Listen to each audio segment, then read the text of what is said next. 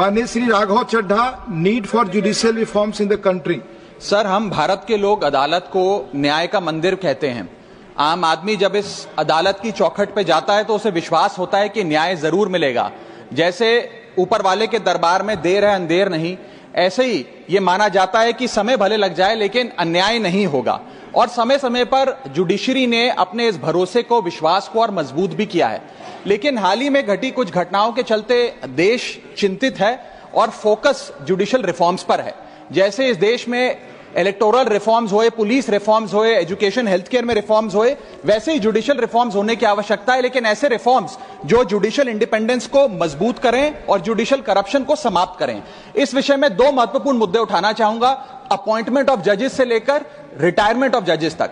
Sir, जहां तक appointment of जजेस की बात है, समय समय पर कोलिजियम सिस्टम की शॉर्टकमिंग्स यानी कि खामियां लॉ कमीशन की रिपोर्ट्स, लीगल ल्यूमिनरीज के बयानों के माध्यम से सामने आई और शायद इसी के चलते एनजेएसी जैसे कानून को लाने की जरूरत भी पड़ी।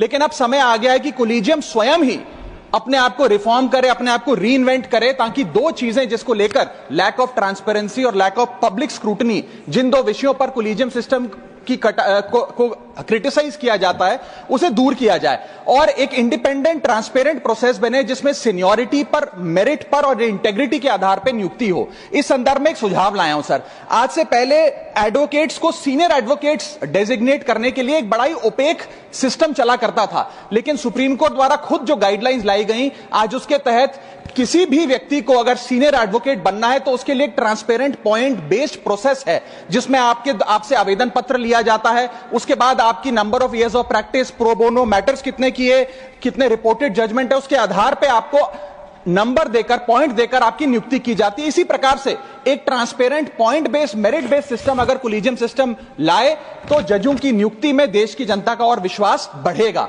और दूसरा विषय है सर, रिटायरमेंट ऑफ जजेस से संबंधी।